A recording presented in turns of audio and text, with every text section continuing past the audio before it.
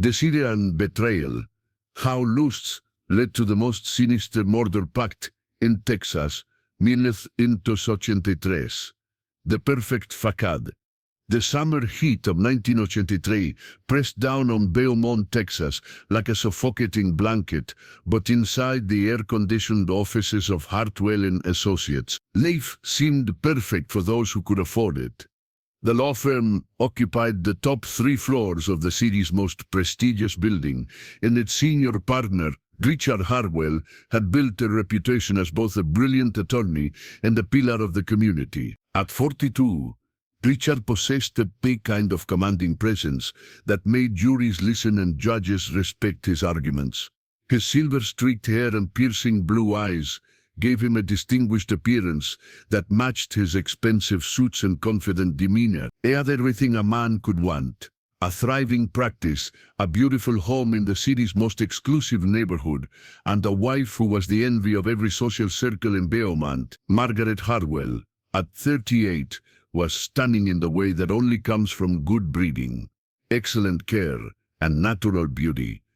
Her auburn hair caught the light perfectly, and her green eyes sparkled with intelligence and wit. She had been homecoming queen at the University of Texas, where she met Richard during his final year of law school. Their wedding had been the social event of the decade in Beaumont, and their marriage had been held up as an example of what love and success could achieve. But beneath the polished surface of their seemingly perfect life, cracks had begun to form. Richard's success had come at a cost: 18-hour days at the office, constant trouble for high-profile cases, and an obsession with building his reputation had gradually eroded the intimacy in his marriage. Margaret, once vibrant and engaged, had slowly retreated into a world of charity committees, garden clubs, and increasingly frequent glasses of wine that helped numb the loneliness of her empty mansion. The couple's 2 children, 16-year-old Sarah and 14-year-old Michael, had learned to navigate around their parents' growing distance. Sarah threw herself into academics and extracurricular activities, while Michael found solace in sports and spending time at friends' houses. The family still appeared together at social events, maintaining the facade that had become their trademark, but the warmth that had once characterized their home had long since disappeared. It was into this environment of polite estrangement that David Martinez discovered more shocking true crime stories from the 1980s. Subscribe to our newsletter for weekly deep dives into America's most notorious cases. David was 28, recently graduated from law school, and hungry for success. He had grown up in a working-class family in Houston, the son of a mechanic and a seamstress who had sacrificed everything to give their children opportunities they had never had. David's acceptance to law school had been the culmination of years of academic excellence and relentless determination. When Richard offered him a position at Hartwell and Associates, David saw it as his chance to break into the upper echelons of Texas legal society. He was brilliant, hardworking, and possessed a natural charisma that made clients trust him immediately. Richard recognized David's potential and began grooming him as his protégé, involving him in increasingly important cases and introducing him to the social circles that could make or break a young attorney's career. It was at one of these social gatherings, a charity gala at the Beaumont Country Club, that David first truly noticed Margaret Hartwell as more than just his mentor's wife. Margaret had been standing alone on the club's terrace, looking out over the manicured golf course as the sun set behind the pine trees. She wore a midnight blue dress that complemented her auburn hair, and there was something in her posture, a combination of elegance and melancholy, that drew David's attention. "Beautiful evening," he said, approaching with 2 glasses of champagne. Margaret turned, and for a moment David saw past the polished exterior to something raw and vulnerable in her eyes. "It is," she agreed, accepting the champagne, "though I sometimes think all our evenings are beautiful here. Perfect weather, perfect setting, perfect people living perfect lives." There was an edge to her voice that intrigued David. "You don't sound entirely convinced about the perfection."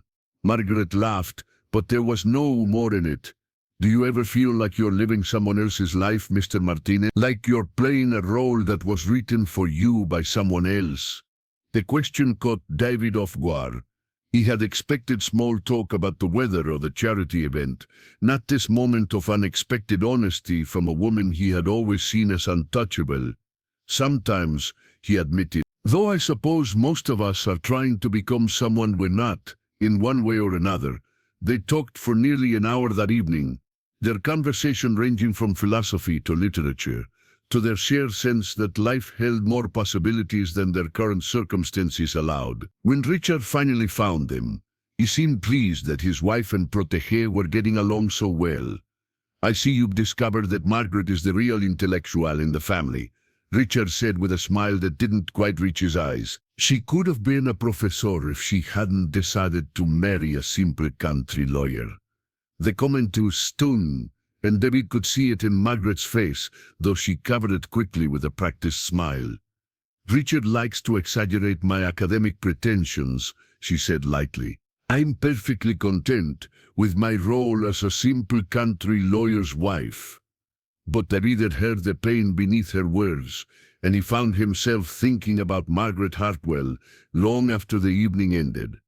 Over the following weeks, their paths crossed frequently. Richard often invited David to dinner at the family home, and Margaret would join them for drinks afterward, contributing insights to their legal discussions that were often more astute than those of the senior partners at the firm. David began to see that Margaret's intelligence was being wasted in her role as a society wife, and he sensed her growing frustration with the limitations of her life. The attraction between them was subtle at first, lingering glances across the dinner table, conversations that lasted longer than necessary, moments of connection that neither acknowledged but both felt. David told himself it was harmless, that he was simply appreciating the mind of an intelligent woman who was starved for intellectual stimulation.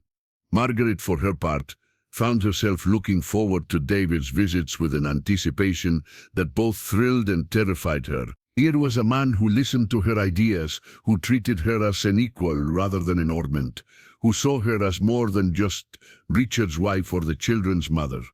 The turning point came on a humid evening in late June, when Richard was called away on an emergency case in Dallas. Margaret had invited David for dinner anyway, ostensibly to discuss a legal matter involving one of her charities, but both knew the real reason he accepted the invitation. They dined on the terrace of the Hartwell mansion, surrounded by Margaret's carefully tended garden. The conversation flowed easily, touching on books they had both read, places they dreamed of visiting, and gradually more personal topics. Do you ever wonder what your life would have been like if you had made different choices? Margaret asked, as they finished their wine. David considered the question carefully, the depiction carefully. I think everyone does. But I've always believed that we are where we're supposed to be. Even when where we are feels like a prison, the raw honesty in her voice made David's chest tighten. Is that how you feel? Margaret was quiet for a long moment, staring into her wine glass.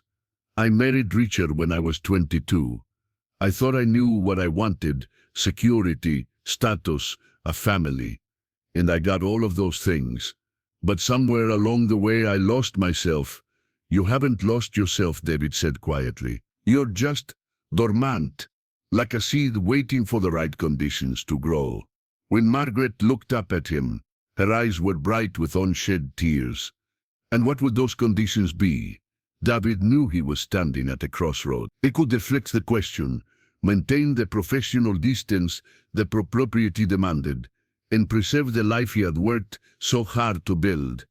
Or he could acknowledge what had been growing between them for months. Someone who sees you for who you really are, he said finally. Someone who appreciates your mind as much as your beauty. Someone who makes you feel alive again. The silence that followed was charged with possibility and danger. When Margaret reached across the table and placed her hand over his, David felt his carefully constructed world begin to shift. David, she whispered. And in that single word, he heard invitation, desperation, and a plea for salvation that he was powerless to resist. The affair began slowly, carefully, with the precision of two intelligent people who understood the stakes involved. Margaret and Dave were both acutely aware that discovery would mean the destruction of everything they had worked to build. His career, her marriage, their reputations in a community where scandal was social death. They met in carefully chosen locations, a small cafe in the neighboring town of Orange, where they were unlikely to encounter anyone from Beaumont's social circles, a bookstore in Houston during Margaret's supposed shopping trips, and occasionally when Richard's travel schedule permitted, in the privacy of the Hartwell mansion itself. Their relationship was intoxicating in its intensity. For Margaret, David represented everything her marriage had ceased to provide: intellectual stimulation, emotional connection, and a passion that made her feel truly alive for the first time in years. For David, Margaret was not just a beautiful woman, but a kindred spirit who understood his ambitions and shared his hunger for a life of greater meaning and purpose. "I feel like I'm waking up from a 20-year sleep," Margaret confessed during one of their clandestine meetings in Houston. They were sitting in a small restaurant overlooking Buffalo Bayou, far enough from Beaumont to feel safe from prying eyes. David reached across the table and took her hand. "You were never asleep. You were just waiting." "Waiting for what?" "For someone to remind you who you really are." These conversations, charged with emotion and possibility, became the foundation of their relationship. They talked about everything: their dreams, their disappointments, their growing conviction that they were meant to be together. Margaret shared her frustrations with a marriage that had become a performance, while David spoke of his determination to rise above his humble origins and create a life worthy of his ambitions.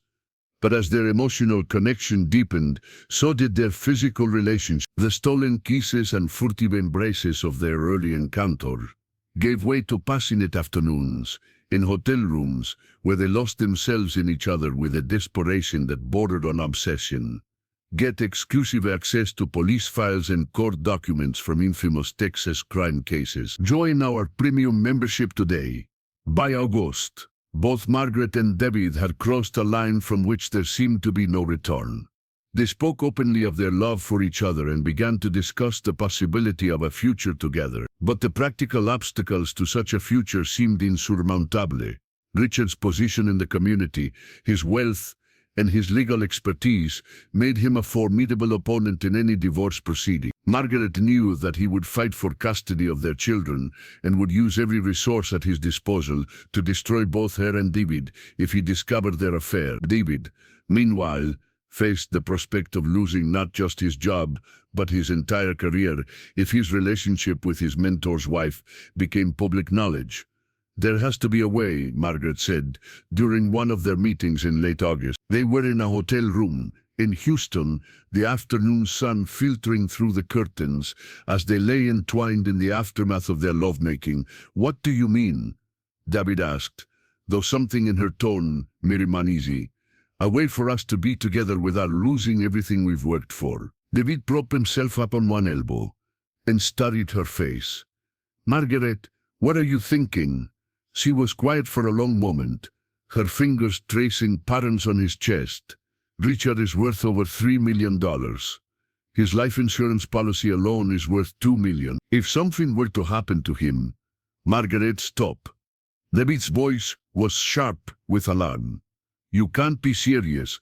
"Why not?" She sat up, her green eyes blazing with an intensity that both thrilled and frightened him. "He doesn't love me anymore, David. He barely acknowledges my existence except when he needs me to play the perfect wife at some social function. The children are old enough to understand, and they'd be better off without the tension that's been poisoning our house for years." David felt a chill despite the warm afternoon air. "You're talking about murder." "I'm talking about freedom," Margaret corrected. "Freedom for both of us to live the life we deserve." The conversation ended there, with David firmly rejecting any discussion of harming Richard. But the seed had been planted, and over the following weeks Margaret returned to the subject with increasing frequency and persuasiveness. She began to paint a picture of Richard as not just an absent husband, but as a man whose very existence was preventing them from achieving their destiny together. She spoke of his arrogance, his dismissive treatment of her intelligence, his assumption that she would always be content to live in his shadow. She reminded David of his own frustrations with the limitations of his position at the firm, where he would always be subordinated to Richard despite his superior legal mind. "He's holding us both back," she argued during one of their September meetings. "You could run that firm better than he does. You understand the law in ways that he never will, but as long as he's alive, you'll always be his employee, never his equal." David found himself listening to these arguments with growing interest, despite his moral reservation. Margaret was right about Richard's limitations. As a lawyer, the older man relied more on his reputation and connections than on legal brilliance. David had already begun to chafe at the restrictions of his subordinated position, and the idea of taking control of the firm was undeniably appealing. But it was Margaret's emotional manipulation that proved most effective. She painted their love as something pure and transcendent, something that was being corrupted by the necessity of deception and secrecy. She spoke of the life they could build together if only they had the courage to seize it. "Don't you see?" she said one evening, as they walked along the beach in Galveston, far from anyone who might recognize them. "This isn't just about us anymore. This is about justice. Richard has had everything handed to him. His family's money, his position in society, even me. He's never had to fight for anything. But you and I, we've had to struggle for everything we've achieved. Don't we deserve a chance at happiness?" By October, David found himself seriously considering Margaret's proposal. The moral implications still troubled him, but his love for Margaret and his growing resentment toward Richard had begun to override his ethical concern. He started to rationalize the idea, telling himself that Richard's death would be a kind of cosmic justice, freeing Margaret from an unhappy marriage and allowing David to achieve the success he deserved. The final factor in David's decision was Margaret's threat to end their relationship if he couldn't commit to their future together. "I can't keep living this lie," she told him during a tearful confrontation in their Houston hotel room. "Either we find a way to be together permanently, or we end this now before it destroys us both." Faced with the prospect of losing the woman he had come to see as his soulmate, David finally agreed to discuss the possibility of eliminating Richard Hartwell. The planning began immediately, with both Margaret and David bringing their considerable intelligence to bear on the problem of committing the perfect murder. They studied Richard's routines, his habits, his vulnerabilities. They researched methods that would appear accidental or natural. They considered alibis and evidence, witnesses and motives. What neither of them fully understood was that in crossing this final moral boundary, they had set in motion a chain of events that would ultimately destroy not just Richard Hartwell, but themselves and everyone they claimed to love. The autumn of 1963 brought cooler temperatures to East Texas, but the heat of Margaret and David's obsession only intensified. What had begun as passionate love had evolved into something darker, a shared madness that fed on itself and grew stronger with each clandestine meeting. They had moved beyond the moral question of whether to kill Richard Hartwell to the practical matter of how to do it without getting caught. Both were intelligent enough to understand that most murders failed because of poor planning, emotional decision-making, or simple bad luck. They were determined to avoid all three pitfalls. Margaret proved to be surprisingly methodical in her approach to planning her husband's death. She had always been organized. Her charity work and social obligations required careful scheduling and attention to detail, but now she applied those same skills to a far more sinister purpose. "The key is to make it look natural," she explained to David during one of their November meetings. They had rented a small apartment in Houston under false names, creating a private space where they could plan without fear of discovery. "Richard has high blood pressure. He's been on medication for it for 3 years, but he's terrible about taking it regularly. He also has a family history of heart disease. His father died of a heart attack at 55. David studied the medical information Margaret had compiled about her husband. "You're thinking of inducing a heart attack. It's perfect," Margaret said, her eyes bright with excitement. Natural causes, no obvious signs of foul play, and completely consistent with his medical history. The insurance company won't even question it. They researched various methods of inducing cardiac arrest, eventually settling on a combination of drugs that would be virtually undetectable in a standard autopsy. Margaret, who had volunteered at the local hospital for several years, had access to medical supplies and knowledge of hospital procedures that would prove invaluable. But the plan required more than just the right drugs. It needed the perfect opportunity and airtight alibis for both conspirators. Richard's schedule provided the solution. Every month, it traveled to Austin for a meeting of the Texas Bar Association's Ethics Committee, a position he had held for 5 years and took very seriously. He always stayed at the same hotel, followed the same routine, and returned home on the same flight the following day. The December meeting is perfect, Margaret announced after reviewing Richard's calendar. It's December 15th. A Thursday. The children will be at school, and I'm supposed to be at the charity luncheon for the Children's Hospital, an event with over 200 witnesses. David nodded, understanding immediately. And I'll be in court that morning, arguing the Morrison case. Judge Patterson's court, with a full gallery. They spent weeks refining the details. Margaret would attend the charity luncheon as planned, making sure to be seen by as many people as possible. She would then claim to feel ill, and leave early, giving her time to drive to Austin, a 3-hour journey, while maintaining the fiction that she had gone home to rest. David would finish his court appearance, then drive separately to Austin, using back roads to avoid toll cameras and traffic monitoring. They would meet at Richard's hotel, where Margaret would use her key card. She always carried a spare for emergencies to access his room. Uncovered the shocking details of how this murder plot unraveled.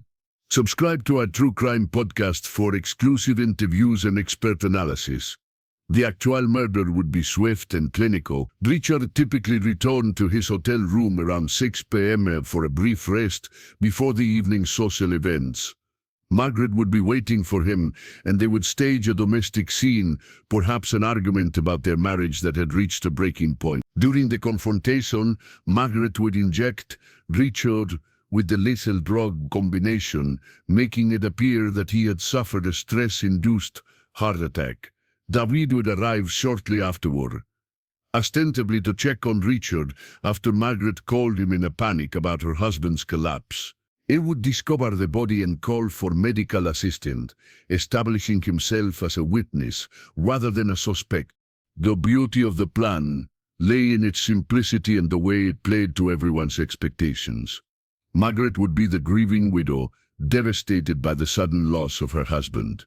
David would be the loyal protégé, stepping up to help the family in their time of need. Their relationship would develop naturally over the months following Richard's death, as grief brought them together and eventually blossomed into love.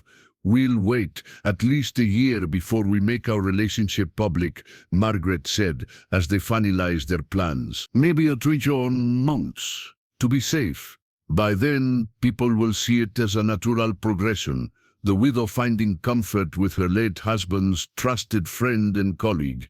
David found himself admiring Margaret's calculating intelligence, even as it chilled him. She had thought of everything, the timing, the alibis, the aftermath, even the way they would manage public perception of their eventual marriage. But as December 15th approached, David began to experience doubts that he struggled to suppress. In quiet moments, when he wasn't caught up in Margaret's passionate planning, he found himself thinking about Richard, not as an obstacle to be removed, but as a human being who would soon cease to exist. Richard had been kind to David, had given him opportunities that had changed his life, had trusted him with important cases and confidential information. The man had his flaws, arrogance, workaholism, emotional distance from his family, but did those flaws justify murder? David tried to share these concerns with Margaret, but she dismissed them with a combination of logic and emotional manipulation that had become her trademark. Richard made his choices, she said coldly when David expressed reservations about their plan. He chose his career over his family, his reputation over his relationships. He's been emotionally absent from our marriage for years. In a way, we're just making his absence permanent. When logic failed to convince him, Margaret resorted to more personal appeals. "Don't you love me enough to fight for our future?" she would ask, tears streaming down her face. "Are you going to abandon me now, when I need you more?" These emotional scenes invariably ended with passionate love-making that left David feeling more committed to their plan, even as a small voice in his head continued to whisper warnings that he chose to ignore. The final week before the planned murder was a study in contrast. Outwardly, both Margaret and David maintained their normal routines. Margaret attended her usual social functions, played the role of the devoted wife, and even hosted a dinner party for Richard's colleagues. David continued his work at the firm, argued cases in court, and maintained his professional relationship with Richard as if nothing had changed. But privately they were both consumed with final preparation. Margaret obtained the necessary drugs through her hospital connections, carefully documenting a plausible medical need for each component. David rehearsed his route to Austin, timing each segment to ensure he could arrive at the hotel without being detected. They met one final time on December 30th, 2 days before the planned murder, to review every aspect of their plan. Margaret was calm and focused, displaying none of the nervousness that David felt churning in his stomach. "After tomorrow night we'll be free," she said, taking his hands in hers. "Free to love each other without hiding, free to build a life we've dreamed of, free to be who we're meant to be." David nodded, but even as he agreed, he couldn't shake the feeling that they were about to cross a line from which there would be no return, not just legally but spiritually and morally. They were about to become killers, and no amount of rationalization could change that fundamental truth. Margaret's confidence was infectious, and their vision of their future together was seductive enough to override his remaining doubts. As they parted that night, David was committed to seeing their plan through to its conclusion. Neither of them could have predicted that their perfect plan was about to encounter an imperfection that would unravel everything they had worked to achieve. December 15, 1983, downed gray and cold in Beaumont, with a winter storm system moving in from the northwest that would play a crucial role in the day's tragic events. Margaret Hartwell woke before her alarm, her body tense with anticipation, and her mind racing through the final details of the plan she and David had crafted so carefully. Richard was already awake, reviewing his notes for the ethics committee meeting while drinking his morning coffee. He seemed unusually cheerful, humming softly as he prepared for his trip to Austin. "You're in a good mood this morning," Margaret observed, working to keep her voice casual as she poured herself coffee. "I am," Richard replied, looking up from his papers with a smile that reminded Margaret of the young law student she had fallen in love with 20 years earlier.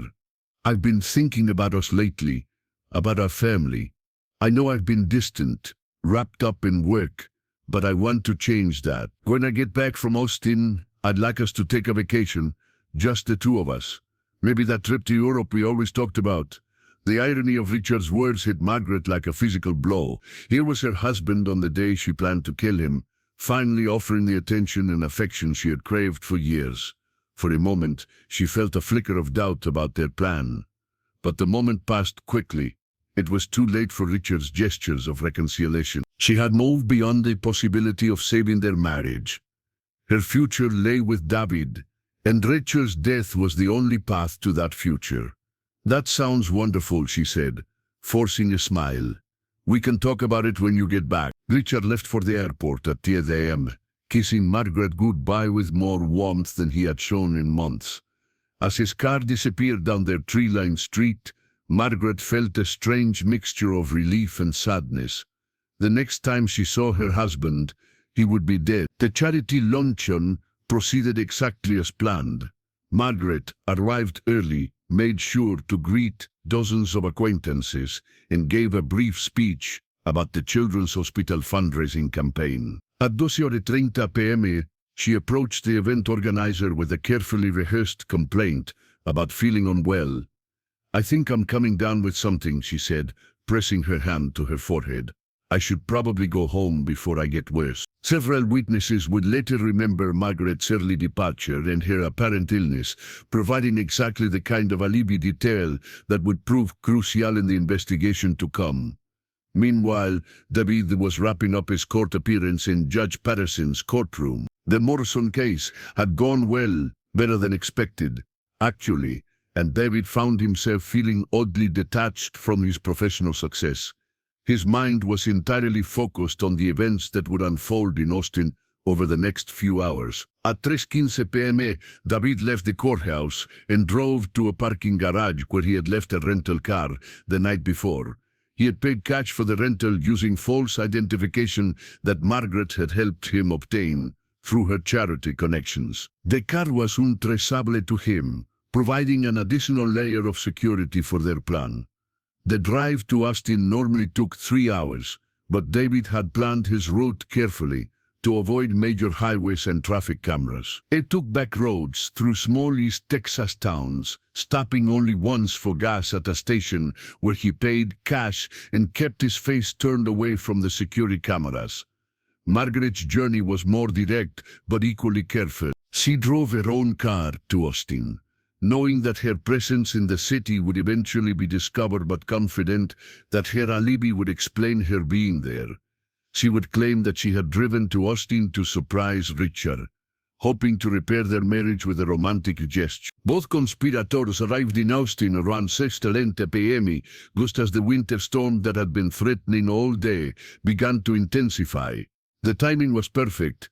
Richard would be returning to his hotel room for his customary rest before the evening's social event. Margaret used her key car to enter the Betrayal Hotel, Austin's most prestigious establishment, and Richard's preferred accommodation during his monthly visits. She made her way to his suite on the 8th floor, her heart pounding with anticipation and adrenaline. The suite was empty, exactly as expected. Margaret positioned herself in the sitting area where she would have a clear view of the door and could confront Richard immediately upon his arrival. She removed the syringe containing the lethal drug combination from her purse and checked her watch. 6:45 p.m. Get the complete timeline of this shocking murder case, including exclusive police reports and witness testimonies. Join our investigative series today. Richard should have arrived by 7 p.m. at the latest. But as the minutes ticked by, Margaret began to feel the first stirrings of anxiety. At 7:15, she called the hotel's front desk to inquire whether Mr. Hartwell had returned from his meetings. "I'm sorry, Mrs. Hartwell," the desk clerk replied. "Mr. Hartwell checked out this afternoon around 4 p.m. He said there had been a change in his schedule." Margaret felt the blood drain from her face. Richard had left Austin hours earlier than planned, completely disrupting their carefully orchestrated timeline. She immediately called David, who was waiting in the hotel's parking garage. "He's not here," she said, her voice tight with panic. "He checked out early. The plan is ruined." David felt his own surge of panic, but he forced himself to think clearly. Where would he go? Back to Beaumont? "It must be," Margaret replied. "But David, if he's driving back tonight, he'll arrive home before I do. How do I explain being in Austin?" The fatal flaw in their perfect plan had revealed itself. They had accounted for every variable except the possibility that Richard might change his routine. Now they were trapped in Austin, with no way to complete their mission and no plausible explanation for their presence in the city. "We abort," David said immediately. "We go home separately, stick to our original alibis, and try again next month." But Margaret had moved beyond rational thinking. The months of planning, the emotional investment in their future together, and the adrenaline of the moment had combined to create a state of mind that refused to accept failure. "No," she said firmly, "we finish this tonight. Richard will be driving back on Highway 71. It's the route that he always takes. We can intercept him somewhere along the way." David felt a chill that had nothing to do with the winter storm. "Margaret, that's insane. We can't stage a car accident in this weather. There are too many variables, too many things that could go wrong." "We have to try," Margaret insisted. "This is our chance, David. If we don't take it now, We may never get another one. The conversation continued for several minutes, with David trying to convince Margaret to abandon their plan, and Margaret becoming increasingly desperate and irrational. Finally, she played her ultimate card. "If you won't help me, I'll do it myself," she said. "I'll find Richard on the highway and force his car off the road. At least then, even if I'm caught, you'll be safe." The threat of Margaret attempting the murder alone, almost certainly resulting in her death or capture, finally convinced David to go along with her modified plan. They would drive back toward Beaumont on Highway 71, looking for Richard's distinctive silver Mercedes sedan. If they found him, they would force his car off the road in a way that would appear to be a weather-related accident. It was a desperate plan, full of holes and dependent on luck rather than careful preparation. But Margaret's emotional state left David feeling that he had no choice but to help her, even though every instinct told him they were making a terrible mistake. At 8:30 p.m., they left Austin in David's rental car, driving east on Highway 71 through increasingly severe weather conditions. The winter storm had intensified, bringing freezing rain and dangerous driving conditions that would indeed provide cover for their planned accident. What they didn't know was that Richard had not taken Highway 71 back to Belmont. Concerned about the weather conditions, he had decided to stay overnight in Houston with his brother and drive home the following morning. At the very moment Margaret and David were searching for him on the dark, icy highway, Richard was safe and warm in his brother's house, completely unaware that his wife and protégé were planning his murder. The fatal flaw in their plan had saved Richard's life, but it would ultimately prove to be the beginning of the end for both Margaret and David. Their desperate search for Richard on Highway 71 would lead to a series of events that would expose their affair, reveal their murderous intentions, and destroy both of their lives in ways they could never have imagined. The search for Richard on Highway 71 proved futile and increasingly dangerous as the winter storm intensified. By 10 p.m., Margaret and David were driving through conditions that made visibility nearly impossible and turned every curve into a potential death trap. Lucy had begun forming on the roadway, and several accidents had already occurred, bringing state troopers and emergency vehicles to the area. "We have to give up," David said, as he navigated another treacherous curve. "This is suicide. Even if we found Richard, we couldn't stage an accident in these conditions without getting caught or killed ourselves." Margaret stared out the passenger window at the storm, her face a mask of frustration and desperation.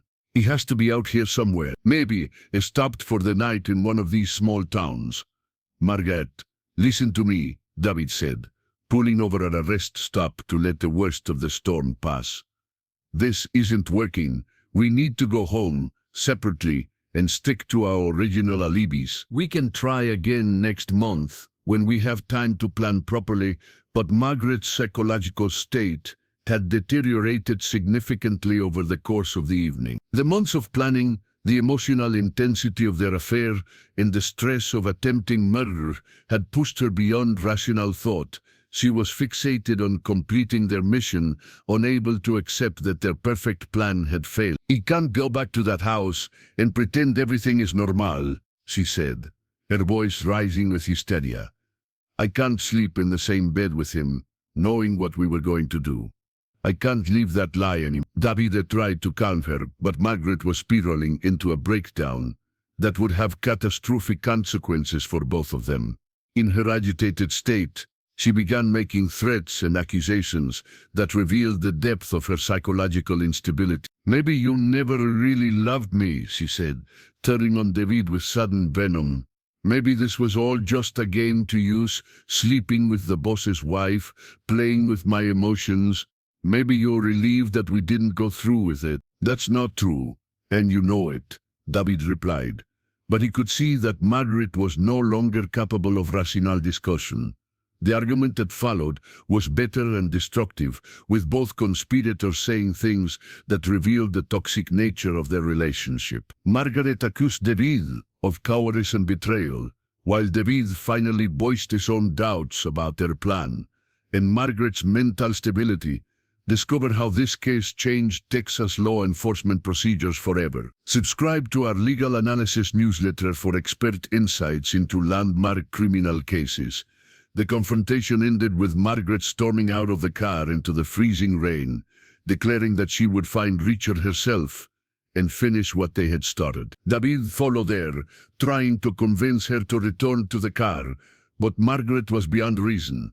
It was during this heated exchange in the rest stop parking lot that they encountered Texas State Trooper James Mitchell, who had stopped to check on what appeared to be a domestic disturbance. Trooper Mitchell would later testify that both Margaret and David seemed extremely agitated and that their explanations for being on Highway 71 during the storm were inconsistent and suspicious. The woman claimed they were driving back from Austin after visiting friends, Mitchell recalled during the subsequent investigation.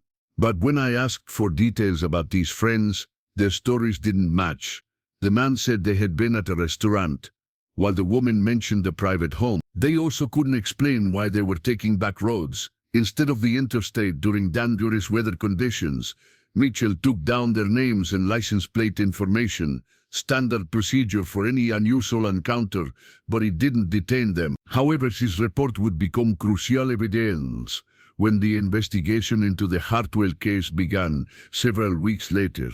Margaret and David returned to Beaumont separately, their relationship severely damaged by the night's events. Margaret arrived home around 12 a.m. to find Richard's car in the driveway.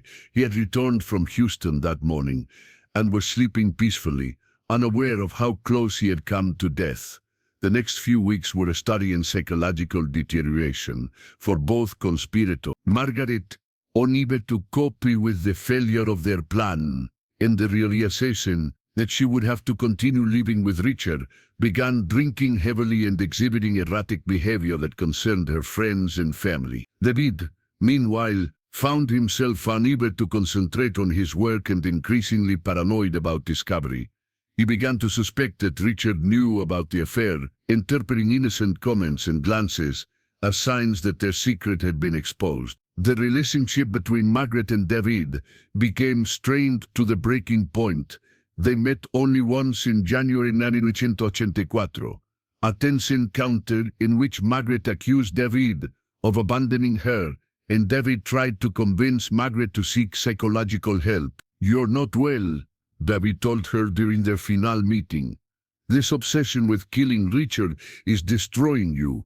We need to end this before someone gets hurt." "Someone is already hurt," Margaret replied coldly, "and dying a little more each day.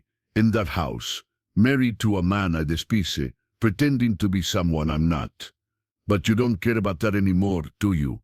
You got what you wanted from me, and now you're ready to move on." The meeting ended with Margaret threatening to expose their affair if David tried to end their relationship. It was a threat that would prove to be her undoing, as David's response would set in motion the chain of events that would ultimately destroy them both. Faced with Margaret's blackmail and increasingly unstable behavior, David made a decision that he would later regret for the rest of his life. He decided to confess their affair and murder plot to Richard, hoping that by coming forward voluntarily he could minimize the damage to his career and possibly get Margaret the psychological help she clearly needed. On February 14, 1984, Valentine's Day, with bitter irony, David requested a private meeting with Richard at the law firm. What he intended as a confession and plea for help became something far more complicated when Richard's reaction proved to be very different from what David had expected. "I've known about the affair for months," Richard said calmly after David finished his confession. "I hired a private investigator in November when Margaret's behavior became too erratic to ignore. I know about the hotel rooms, the meetings in Houston, even the apartment you rented together." David felt the world shift beneath his feet. "If you knew, why didn't you confront us?" Richard's smile was cold and calculating. "Because I wanted to see how far you would go. I needed to know whether my wife was simply having an affair or whether she was planning something more serious. Now I have my answer." The conversation that followed revealed that Richard had been playing a game of his own, gathering evidence of the affair and the murder plot while pretending ignorant. He had even arranged for his early departure from Austin on December 15th, having learned of their plan through surveillance of their Houston apartment. "You see, David," Richard continued, "I'm not the naive husband you thought I was. I'm a lawyer, and a very good one. I know how to gather evidence, how to build a case, and how to destroy my enemies. And make no mistake, you and Margaret are now my enemies." David realized with growing horror that he had walked into a trap. Richard had allowed the affair and murdered plot to continue not out of ignorance, but as part of a larger strategy to destroy both conspirators completely. "What do you want?" David asked, though he already suspected the answer. "I want you to disappear," Richard said simply. "Leave Beaumont, leave Texas, leave the legal profession if necessary. In exchange, I won't press charges for conspiracy to commit murder, and I won't destroy your reputation in the legal community. But if you ever contact Margaret again, if you ever return to this city, I will make sure you spend the rest of your life in prison." David understood that he had no choice but to accept Richard's terms. Within a week, he had resigned from the law firm and left Texas, abandoning his career and his dreams of success. He never saw Margaret again, though he would learn of her fate through newspaper accounts that would haunt him for years to come. Margaret, left alone to face Richard's wrath without David's support, would soon discover that her husband's revenge was far more sophisticated and cruel than anything she could have imagined. With David Martinez effectively banished from Texas, Richard Harwell turned his full attention to dealing with his wife. But rather than seeking a quick divorce or immediate confrontation, Richard chose a more calculated approach that would systematically destroy Margaret's life while maintaining his own reputation and social standing. Richard's strategy was masterful in its cruelty. He began by subtly isolating Margaret from her social circle, using his influence and connections to spread carefully crafted rumors about her mental stability and drinking problem. He never made direct accusations, but his concerted comments to mutual friends about Margaret's recent difficulties and emotional problems gradually eroded her standing in Beaumont society. "I'm worried about Margaret," he would confide it to friends at the country club. "She's been under a lot of stress lately, and I think it's affecting her judgment. She's been saying some very strange things, making accusations that simply aren't true. I'm hoping she'll agree to get some professional help." These conversations, delivered with Richard's trademark sincerity and concern, had the desired effect. Margaret found herself gradually excluded from social events, her opinions dismissed, and her behavior scrutinized for signs of the instability that Richard had suggested. Friends who had once valued her intelligence and wit now saw her as a troubled woman whose perceptions couldn't be trusted. Margaret, already psychologically fragile from the failure of the murder plot and David's abandonment, began to unravel under this social pressure. She increased her drinking, became more erratic in her behavior, and started making desperate attempts to maintain friendships that were already lost. But Richard's most devastating weapon was his manipulation of their children. Sarah and Michael, now 17 and 15 respectively, had always been closer to their father than to their mother. Richard carefully cultivated this relationship, positioning himself as the stable, reliable parent, while subtly undermining Margaret's authority and credibility. "Your mother is going through a difficult time right now," he would tell the children. "She's not herself, and sometimes she might say or do things that don't make sense. I need you both to be patient with her and to come to me if she does anything that worries you." This strategy was particularly effective because Margaret's behavior had indeed become erratic and concerning. Her drinking, her mood swings, and her increasing paranoia about Richard's intentions made her appear unstable to her own children. They began to avoid her, spending more time at friends' houses or with their father, further isolating Margaret within her own home. Richard also began documenting Margaret's behavior, creating a detailed record of her drinking, her emotional outbursts, and her increasingly bizarre accusations about his activities. He installed hidden cameras in their home, recorded phone conversations, and kept a diary of incidents that would later prove crucial in legal proceedings. Subscribe to our newsletter for more shocking true crime stories and expert analysis of criminal psychology. Margaret, sensing that she was being systematically destroyed, but unable to prove it, became increasingly desperate.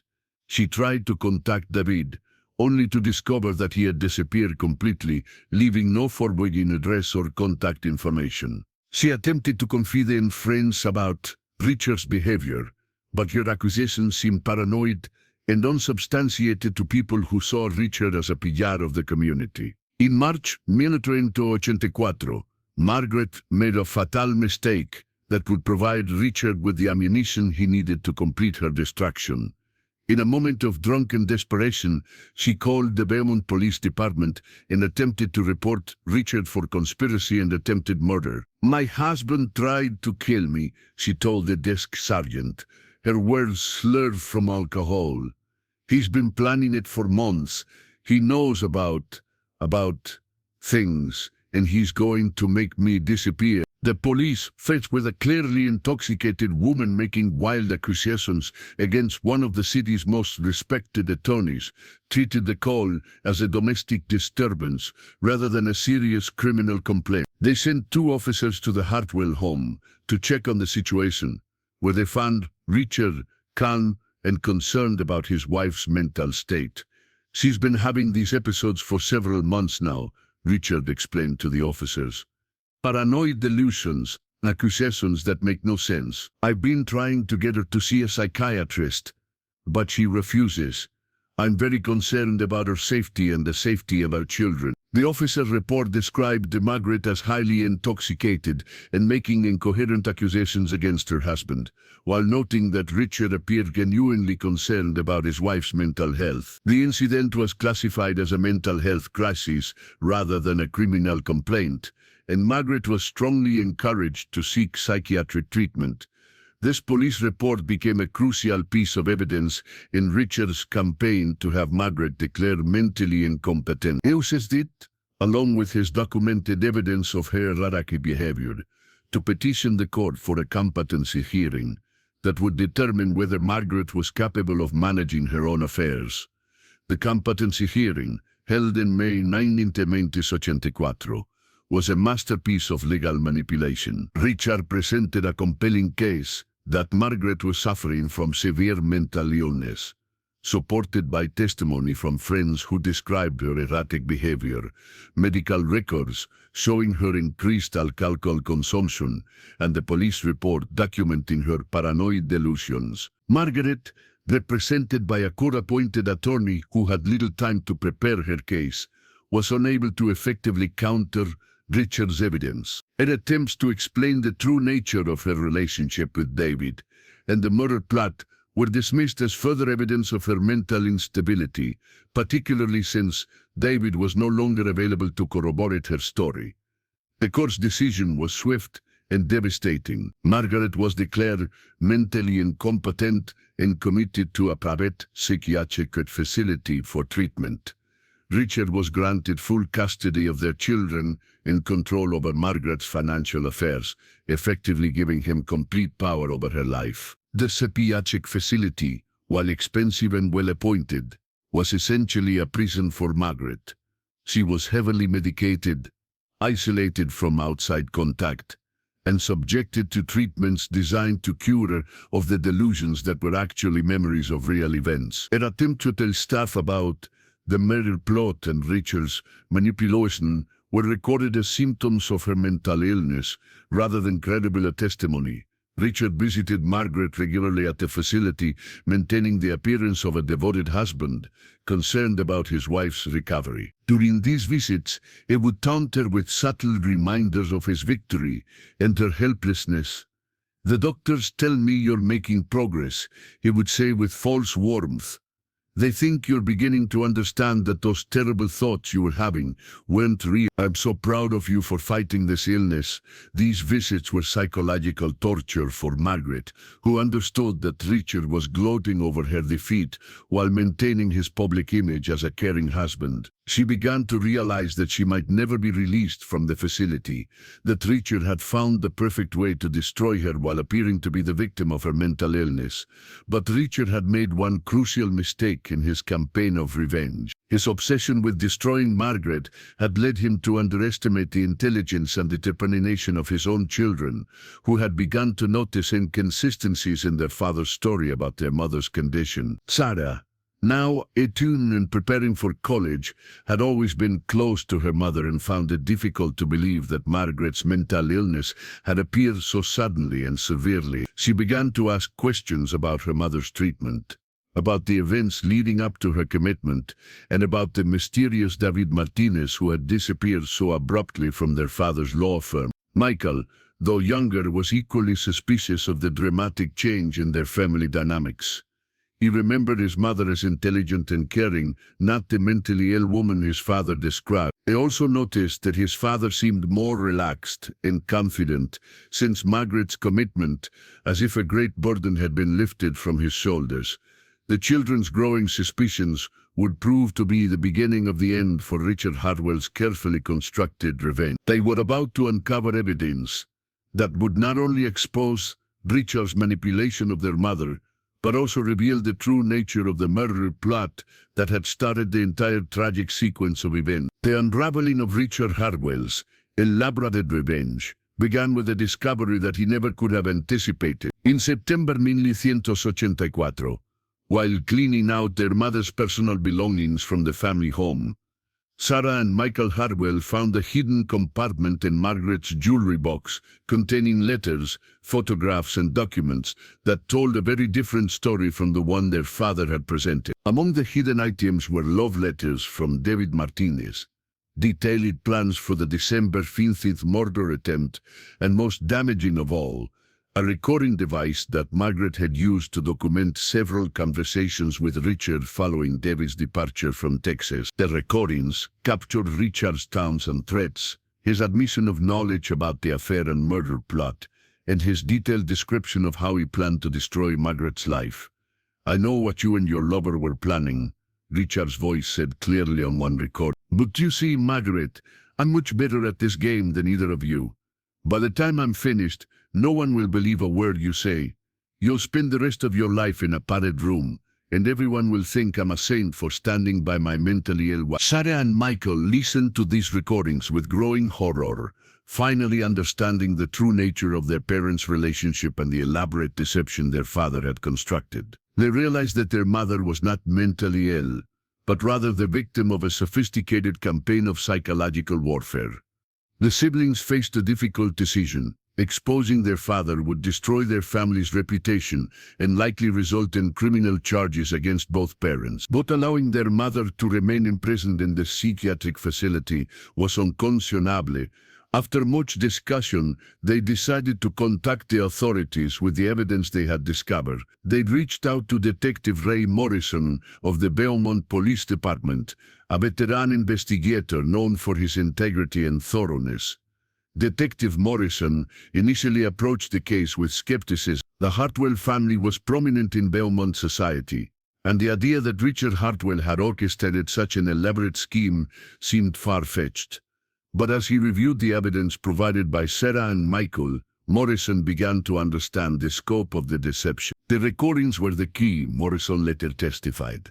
They provided clear evidence that Richard Hartwell had knowledge of criminal activity and had used that knowledge to manipulate the legal system. We also had the children's testimony about their father's behavior and the suspicious circumstances surrounding their mother's commitment.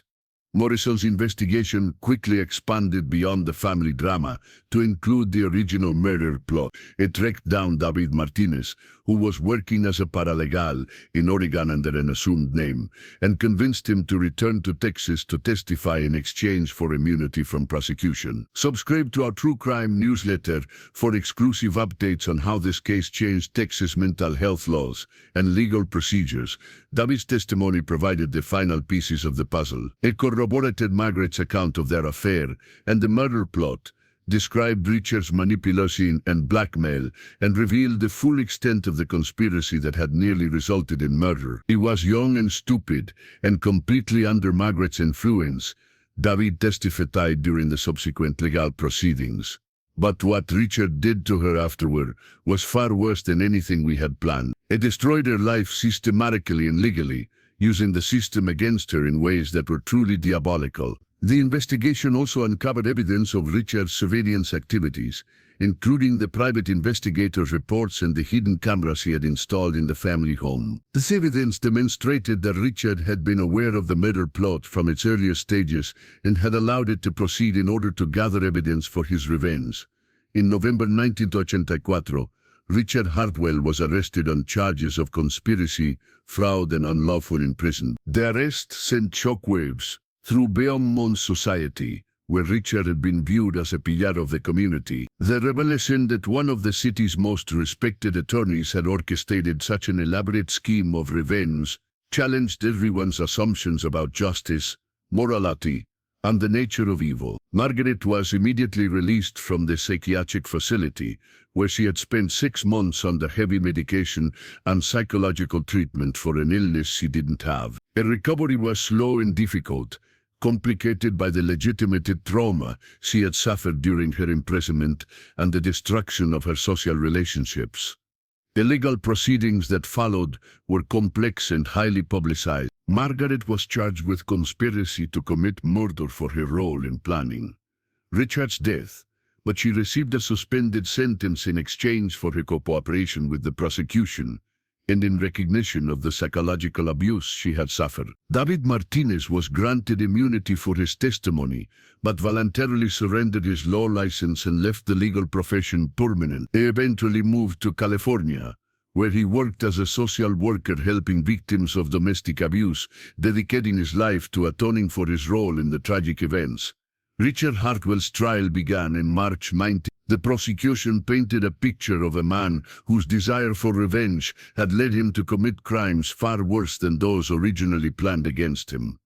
The defense argued that Richard had been the victim of a murder plot and had simply used legal means to protect himself and his family. The jury deliberated for 2 days before returning a verdict of guilty on all charges.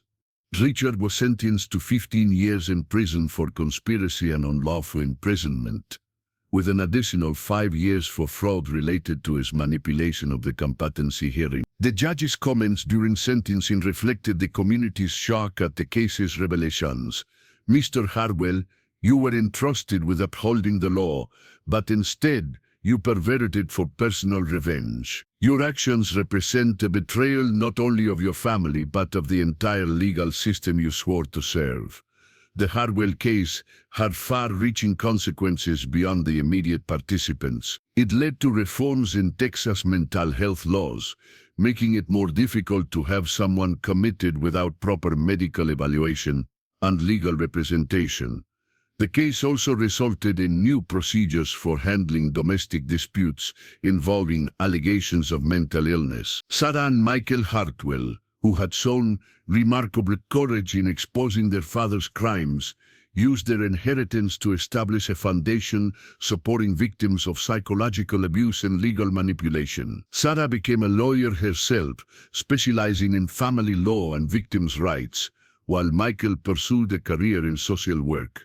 Margaret Hartwell never fully recovered from her ordeal. The combination of the failed murder plot, David's abandonment, and Richard's systematic destruction of her life left her with lasting psychological scars.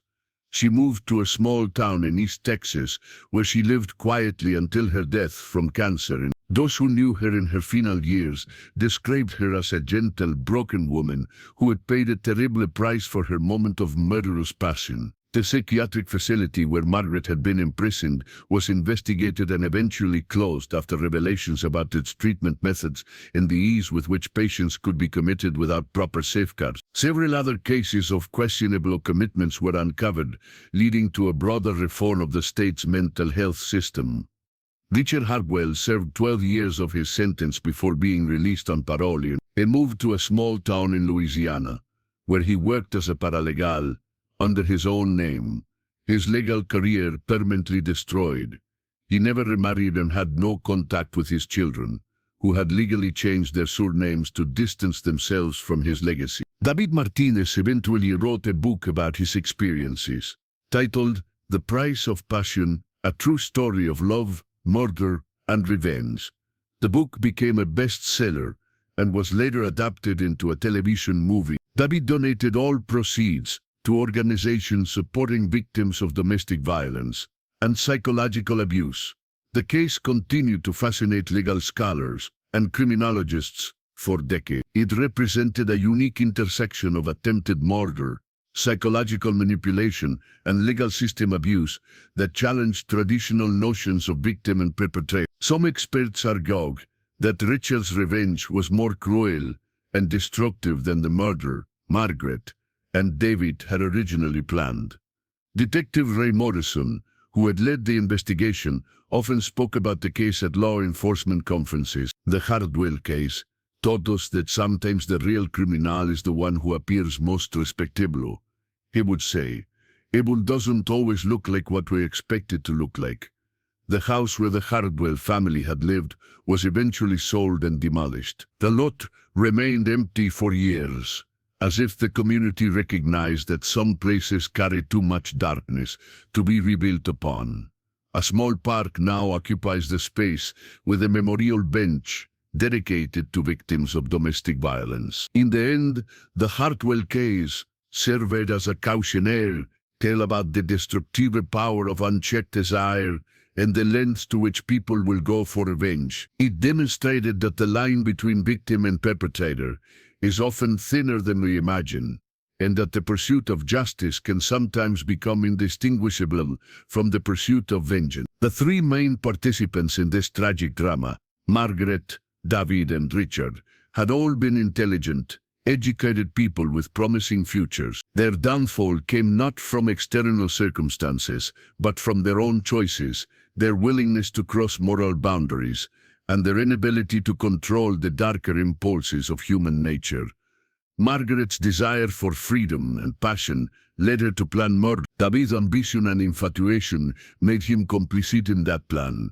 Richard's wounded pride and desire for revenge drove him to commit crimes that were arguably worse than those originally planned against him. The case remains a stark reminder that in the pursuit of desire and revenge, there are rarely any true winners, only varying degrees of loss, destruction, and regret that echo through generations. The Hartwell name, once synonymous with success and respectability in Beaumont, became a cautionary tale about how quickly a life of privilege and promise can descend into darkness when moral boundaries are abandoned in favor of passion and revenge. Today, more than 40 years after these events unfolded, the Hartwell case continues to be studied in law schools and criminal justice programs as an example of how the legal system can be manipulated and how the pursuit of personal justice can corrupt even those sworn to uphold the law. It stands as a testament to the enduring truth that in matters of desire and betrayal,